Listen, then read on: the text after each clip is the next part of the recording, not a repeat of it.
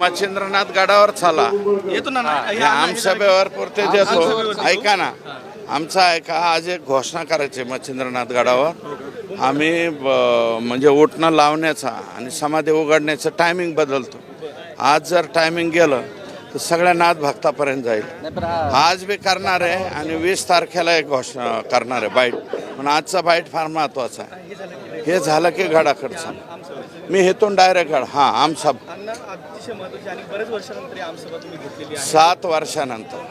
सविस्तर सांगा काय काय ह्या सभेमध्ये ठराव घेण्यात आले आणि काय काय काय अतिशय चांगली सकारात्मक चर्चा आली. तुम्ही बघा, जवळपास 5,000 ते 7,000 लोक या आमसभेला असतील आणि सगळे गावचे प्रमुख मंडळी आहेत. याच्यामध्ये काही नरेगाच्या कामाच्या संदर्भात प्रश्न आले, काही घरकुलाच्या बाबतीत आले. एक म्हणजे स्वर्गीय संतोष, कारण संतोष देशमुख हे सरपंच असल्यामुळं त्यांच्या मारेकऱ्यांना कठोरात कठोर शासन व्हावं अशा प्रकारचा सुद्धा ठराव या ठिकाणी आमसभेमध्ये घेण्यात आलेला आहे.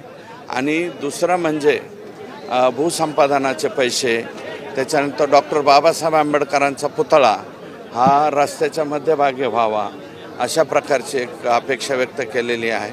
आणि त्या सगळ्या प्रश्नाला मला वाटतं आपण पत्रकार मित्र इथं होता, आपण पाहिलं त्या प्रत्येकाच्या प्रश्नाला सकारात्मक उत्तर देण्याचा प्रामाणिक प्रयत्न मी केला आहे, माझ्या तहसीलदारांनी केला आहे, माझ्या SDMनी केला आहे, माझ्या BDOनी सुद्धा या ठिकाणी केला आहे. आणि जे सगळे बघा विभाग प्रमुख आपण इकडे ठेवले होते. हे काय आमसभा हे मोठा